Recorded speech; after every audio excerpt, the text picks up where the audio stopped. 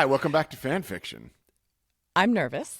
Yeah, We have me not too. read this Yeah, these are called in the acting world. These are called in cold readings. the biz. In the This is a biz. cold read. Ben, our great producer, has looked over many, many hours of fan fiction, for which I imagine he deserves some kind of award and will never recover. Some of them are you guys. You guys. So many different pairings of people having so many different sexual experiences. So this is what he sent us. Yeah. And let's see. We've got some information here. Yeah. Posted originally on the Archive of Our Own, which is archiveofourown.org. The rating is explicit. Archive warnings are graphic depictions of violence and major character death. Category F/M. I don't know what that means. Female, male. Possibly.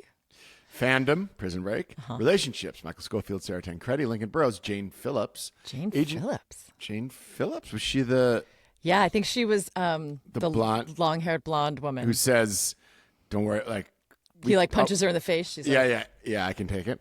Agent Paul Kellerman, Aldo Burrows, Jane Phillips again, Lincoln Burrows, LJ Burrows, Michael Scofield, Sara Tancredi, Frank Tancredi, Caroline Reynolds, Cooper Green.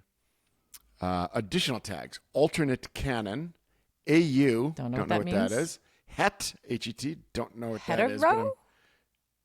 Could be. Happy ending. I'm so nervous. Don't know what that means. Nope. Language English series part 6 of Full Circle, but we're starting just here. this one section.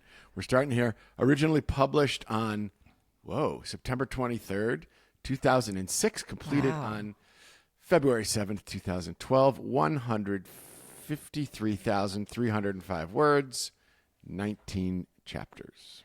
Okay, so this was started at some point after season 1 and completed after season maybe 3.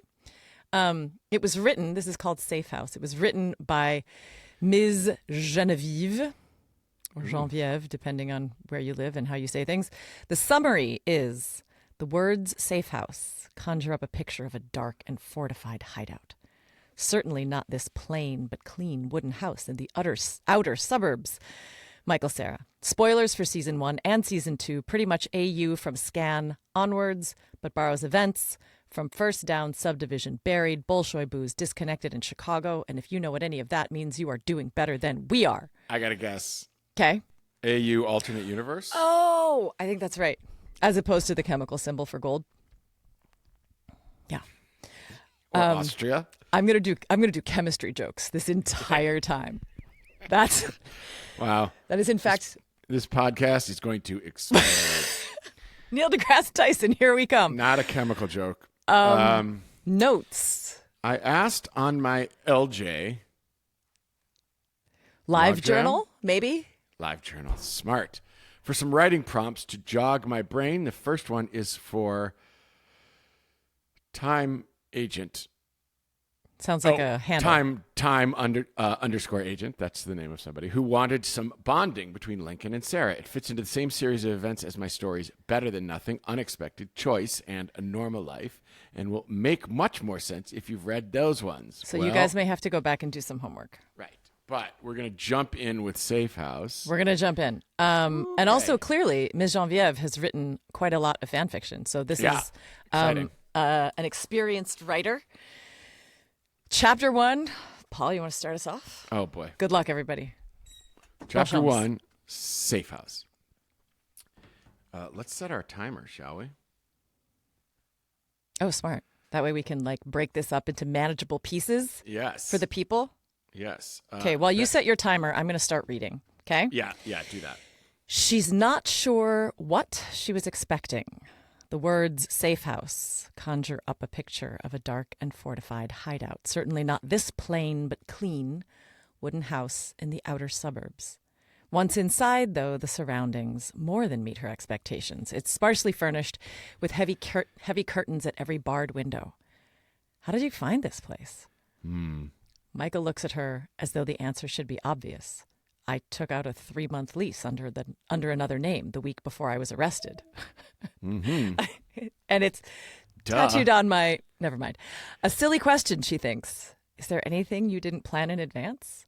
Nope. His eyes lock with hers. A few things. Ooh.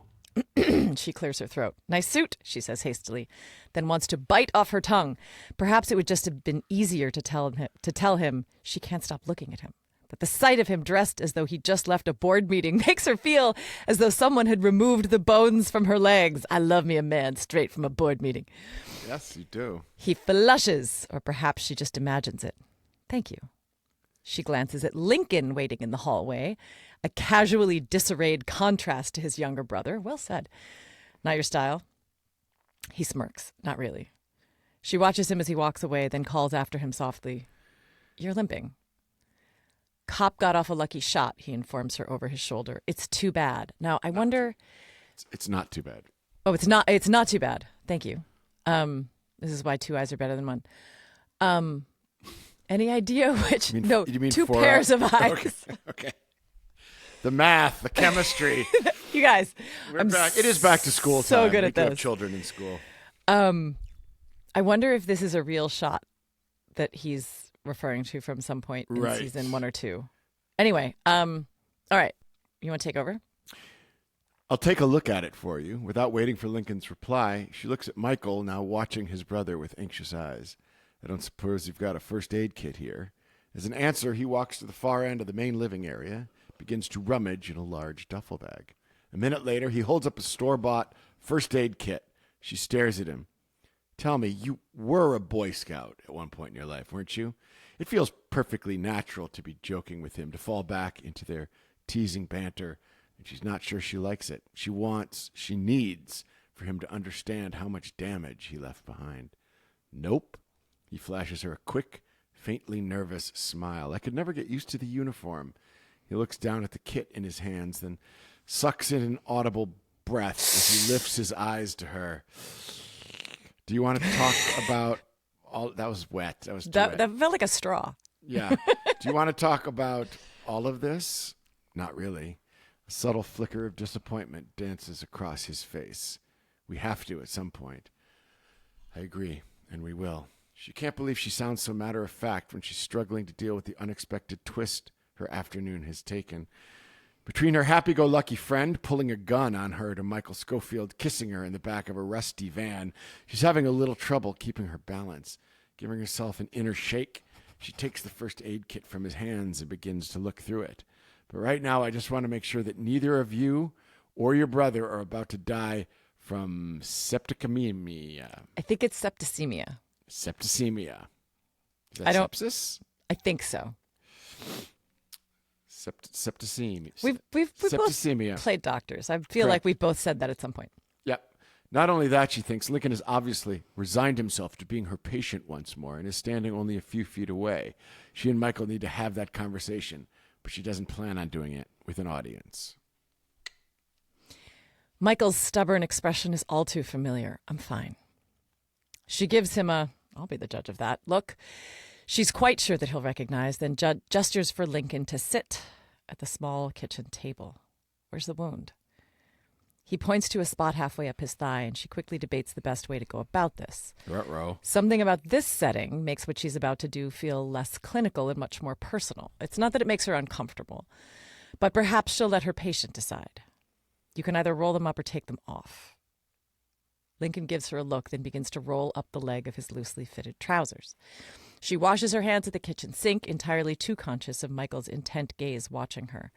A few minutes later, she draws up another chair beside Lincoln, then gently touches the edges of the bullet wound in his thigh. Michael, now crouched at her side, is still watching her every move. How do you stop the bleeding? The question is directed at both of them, but she's not I think that's Lincoln who asks that. No, she does. How do you stop the bleeding? How did you stop the bleeding? Oh, how did you stop the bleeding? Thanks, Paul. This again. 2 eyes. So grateful to have 2 eyes. 4. Maybe 6. You've got glasses on. I've got contacts. Is that 8? Hey, wait a minute. Is that 8? Did you just call me 4 eyes? I did. As somebody who has terrible vision myself. The question is directed at both of them, but she's not surprised when Michael answers cayenne pepper. Wow. Taken aback, she lifts her eyes to his, instantly feeling the impact of his gaze like a kick to the stomach. Very resourceful, she finally manages to say, and means it, because cayenne pepper is hot. It gets stuck in the throat. Right. He looks at her as if he wants to say something more, then glances at his brother. He gets to his feet and excuses himself, mumbling something about the bathroom. Bathroom. Lincoln watches. I forgot how much I love this part when you do this. Lincoln watches him go, then turns to look at her with the blue eyes that are both eerily similar and completely different to his brother's. Absolutely true. So true. Just so you know, he begins in the slow, dry drawl she remembers well. Following you was all his idea. She smiles as she begins to clean the bullet wound as gently as she can. I'm sure it was. Not that I put up much of a fight once I recognized your date. She feels her lips purse as though she's been sucking lemons. He wasn't my date. Glad to hear it. She shakes her head as she reaches for a fresh dressing. If she didn't know better, she'd think Lincoln Burrows was indignant on his brother's behalf. He told me his name was Lance. Lance! Lance! Lance! Not my date. I love this writer. Lincoln shrugs. I don't know his real name, but like I said, he's definitely not one of the good guys. She nods. Trust me, I believe you. Her job done, she sits back on the hard wooden chair. You're all set. Thanks, Doc. She pulls off the glove she found in Michael's first aid kit, and despite his denials, she swears he was a Boy Scout at some point and gives her a patient, quick smile. Apart from the leg, you look much better than the last time I saw you. He doesn't return her smile. Lots changed since then. I know, she says, feeling the sudden urge to reach out to him, to connect. I heard about your son, and I'm sorry. At least you know that Veronica will do everything she can to help him. His whole body stiffens, and he looks at her with dark, hollow eyes. Veronica's dead. She stares at him in shock, her stomach lurching coldly as her mouth opens and a single thick and stupid word comes out. What? His throat works as he gulps down an unsteady breath. They killed her, he whispers, his eyes glittering. They killed her, and there wasn't a fucking thing I could do to stop it. Pushing away her own distress, she reaches for his hand before he's finished speaking, his voice strangled by the harsh, ugly truth of his words, then shifts his chair closer to his, recognizing all the signs of delayed shock. I'm so sorry, she whispers, as she gingerly slides one arm around his shoulders, feeling useless and helpless. I'm so sorry. He sits immobile in the circle of her arm, his head bowed, and she tries again. This wasn't your fault, Lincoln. The hell it wasn't. The words are almost a growl, and she feels the tremor that runs through him.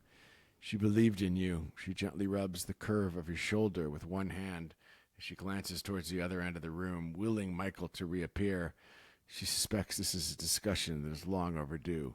Helping you was her choice.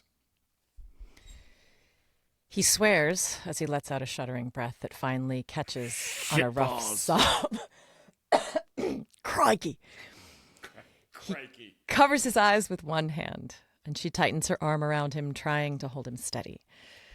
When his shoulders begin to silently shake, all her feelings of helplessness and awkwardness fall away, and she holds him as close as he'll let her, murmuring platitudes she knows he's not really hearing. He struggles to gain control over himself. Her heart breaks for him, for his son, for Veronica, for everything that's been stolen from a man who was simply in the wrong place at the wrong time. About to commit a murder, but, well, you know. Also smoking the pot. Gateway drug, marijuana, gateway drug to felony murder. Felony murder, incarceration. After several minutes, he stops shaking, pressing the heels of both hands hard against his eyes. Fuck this shit, he mutters, then shoots her an embarrassment glance. Eyes red. Sorry. That he should care about swearing in her presence in such circumstances makes her want to smile. She knows next to nothing about their mother, but she knows now that the woman raised her sons. She knows next to nothing about their mother, but she knows now that the woman raised both her sons very well. That's okay. It's hard for me to say, partly because having seen season 4, we're not entirely sure we like her. Oh. Anyway, He pulls away from her slightly, and she lets her arm fall away from his shoulders. He gets slowly to his feet, his testing the weight. I can't read today, guys. Maybe it's because I'm only using one eye. He gets slowly to his feet, testing his weight on his left leg, then gives her a somber smile. Thanks, Doc, for everything. She tucks her feet underneath her chair and looks up at him. You're welcome. She likes him, she realizes with a start, likes him for himself as much as for his brother. He glances towards the end of the room. She realizes then that they are both thinking of Michael and mutters in a low voice, he's a fucking genius, but he's got a lot to learn about a lot of things. He watches her face carefully as he speaks. You've got every right to be angry. She can't stop the words from falling out of her mouth. You got that right. I don't know you why got I that right. Guys. just visualize that as like when you open your mouth and corn just comes out when you're like chewing with your You got that right. Sorry. What you need to know, he goes on as if she hasn't spoken, his voice still rough with lingering grief, is that everything he did to save me. I know that. He lifts one dark eyebrow. You know, but I don't think you understand, not yet anyway. With that cryptic remark, he turns away, walks slowly from the room, moving towards the front entrance. She hears him checking the locks on the door a few seconds later, and she knows that their conversation is over. She stares after him, her thoughts darting in a dozen different directions. Both men had lost so much, and yet they hadn't hesitated to put their freedom at risk to spirit her away to safety. She's breaking several laws just by being here, she's sure, but she suddenly doesn't care. How's his leg? She starts at the sound of Michael's voice, glancing up to see him standing a few feet from her. He's looking at her with an expression that's both wary and eager, and she feels a flutter of sensation just below her heart. He'll be okay. He smiles, and she sees his shoulders sag in relief. Good. He takes a step towards her, then stops, suddenly looking much younger, his face soft and uncertain. How about you, Sara? She swallows hard, but her throat still feels dry. What about me? His gaze travels to her face, lingering on her mouth before finding her eyes. Will you be okay? They look at each other for a moment in silence. She's still so angry.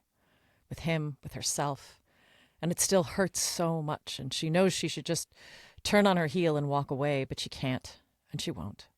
She's not a coward, and she's finished running away. I will be. He smiles once more, but it's a very different smile this time. Good, he says again, then hesitates, his gaze searching her face. Finally, perhaps, finding what he was seeking. He takes another step towards her, his eyes never leaving hers. Let's talk. Ooh. Dun, Bum, dun, bum, dun. bum. That's the end of the first section. End of chapter 1. It's actually perfectly timed. Msgenevieve is a really lovely writer. Yeah, very good. I'm a big fan of this. I'm Captivated? intrigued. Yeah, I am. I want to know what happens. I'm excited to read the next part. Okay, Samesies. that's it for this week. We will see you. Tune in next week for chapter 2 of Safe House. by Miss Genevieve. Woot woot. All right, we'll see you soon. Bye. What do you think, Paul? You want to do some credits? Yeah, let's do some credits. Okay, great. Prison Breaking with Sara and Paul is a Caliber Studio production. Your hosts have been inmates Sara Wayne Callies and Paul Edelstein. Our prison warden is producer Ben Haber. Cutting us up in the yard are our brilliant interns, Ariel, Alyssa, and Cade. The front man of the Jailhouse Rock Band is me, Paul Edelstein, who made the music. All the music. Our prison yard tattoo artist, logo, and brand designer is John Nunziato at Little Big Brands. Check him out at www.littlebigBrands.com. Follow the show on YouTube and Instagram at Prison Break Podcast or email us at ppodcast@caliberstudio.com. Join the watch party and our Discord community through the Patreon link in the show notes wherever you're listening to right now. They're amazing. Prison Breaking with Sara and Paul has been a Caliber Studio production. Thank you for listening. Thank you for listening.